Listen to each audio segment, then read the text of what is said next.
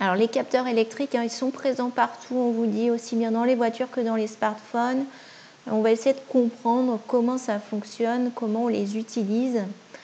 Alors, d'abord, le document 1, je vous ai mis quelques exemples de capteurs électriques. Vous voyez que ce sont la plupart du temps des petits composants électroniques.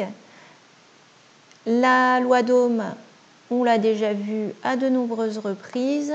Document 2, vous avez la caractéristique d'une thermistance. La thermistance, on vous dit que c'est un capteur de température. Et donc la caractéristique, c'est le graphique de la tension en fonction de l'intensité. On a donc deux droites. Une droite qui représente la caractéristique quand la température est à 20 degrés Celsius et une autre droite qui représente la caractéristique quand la température est à 50 degrés Celsius. Et on voit qu'on obtient donc des droites différentes. Document 3, on nous parle du point de fonctionnement, que lors de son fonctionnement, le récepteur, là j'ai mis le symbole d'une résistance, mais j'aurais pu mettre le symbole par exemple de la thermistance ou d'une photorésistance, etc. Donc n'importe quel récepteur ou d'une lampe tout simplement va être parcouru par un courant de même intensité que le générateur, puisqu'il est dans la même boucle que le générateur ici sur ce schéma, et puis avec des tensions UG et UR qui sont égales, puisqu'on a aussi la loi des mailles qui s'applique.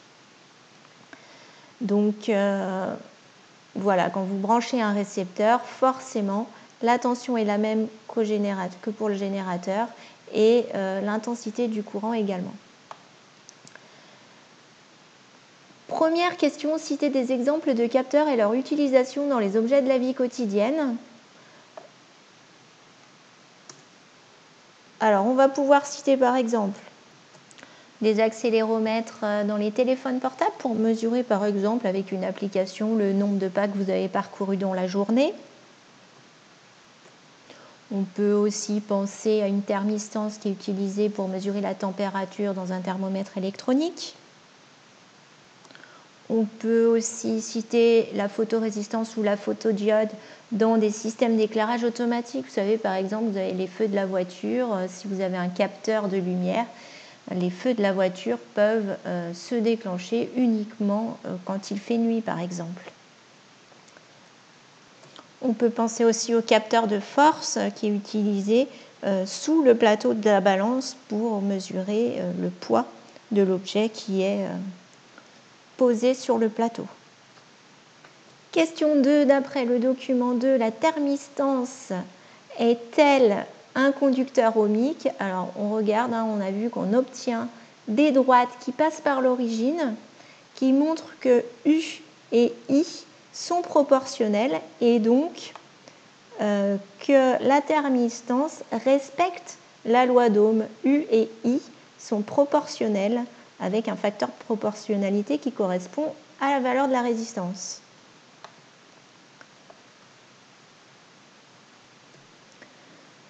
Donc voilà, notez bien qu'on a une droite qui passe par l'origine, donc U et I sont proportionnelles et c'est pour ça qu'on va pouvoir dire que c'est un conducteur ohmique. Question 3, calculer la valeur de R1 de la résistance de la thermistance à une température de 20 degrés Celsius. Alors, si on reprend la loi d'Ohm, U égale R fois I, on peut écrire que R égale U sur I.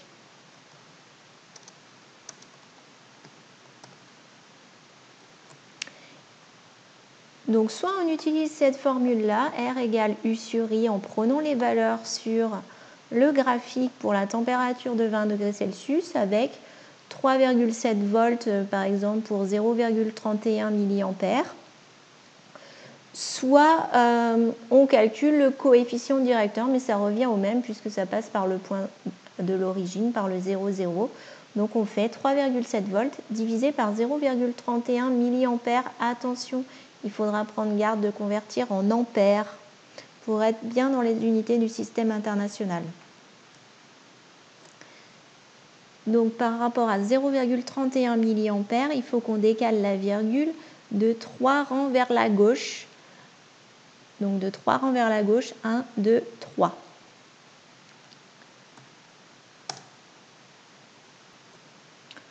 Voilà, on trouve donc environ 12 000 ohms. Je vais peut-être marquer R1 puisque c'est R1 qu'on a calculé. Comment évolue la résistance de la thermistance lorsque la température augmente?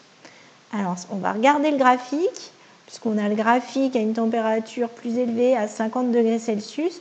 Donc, quand la température augmente, vous voyez que la pente de la droite diminue. Donc, le coefficient de la droite diminue, le coefficient directeur de la droite. Et le coefficient directeur de la droite, c'est aussi la valeur de la résistance. Donc, on va pouvoir dire que quand la température augmente, la résistance diminue. On aurait pu d'ailleurs aussi la calculer ici, en faisant, au lieu de faire 3,7 divisé par 0,00031, on aurait fait 1 volt divisé par la même valeur d'intensité. Voilà, donc la pente de la droite diminue, ce qui veut dire que la résistance diminue quand la température augmente. On branche ensuite la thermistance à un générateur qui délivre 1 volt, quelle que soit l'intensité du courant qui le traverse.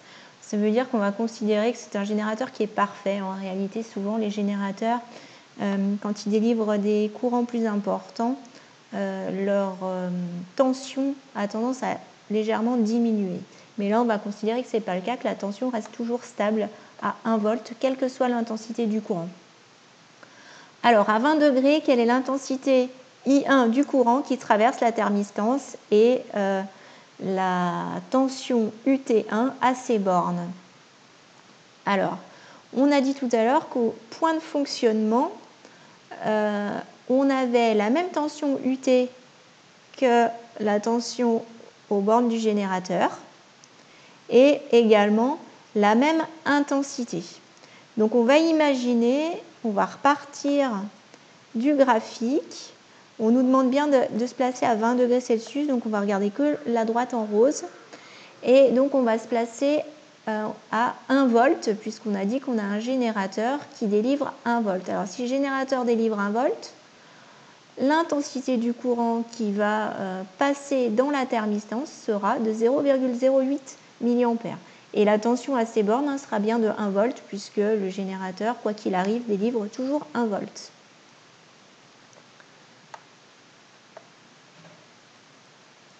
Et ensuite, on nous demande de faire le même travail, mais cette fois-ci à 50 degrés Celsius.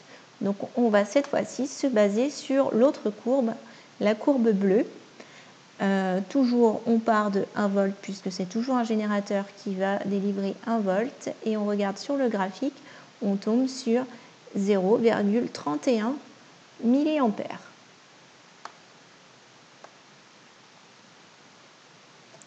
Et puis, dernière question, justifier qu'avec ce montage, mesurer la tension aux bornes de la thermistance ne permettrait pas de déterminer la température. Alors, on voit bien que, quelle que soit la température, on va avoir la même tension aux bornes de la thermistance. Ici, 1 volt, on a trouvé la même tension. Donc, mesurer la tension ne permet pas d'en déduire la température. Ce qu'il aurait fallu en revanche mesurer, c'est par exemple l'intensité du courant, puisque selon la température, on va avoir des intensités du courant différentes. Voilà, donc plutôt mesurer l'intensité du courant, ou alors ce qu'on peut faire aussi, qui est vraiment fait très souvent, c'est de rajouter dans le circuit, dans la boucle, une résistance dont on connaît la valeur. Et si on mesure donc la tension aux bornes de cette résistance, on pourra avoir accès à l'intensité. Voilà pour cette première activité d'introduction sur les capteurs. La deuxième activité, ce sera une application directe de l'utilisation d'un capteur, un capteur de lumière, pour fabriquer un dispositif d'éclairage automatique.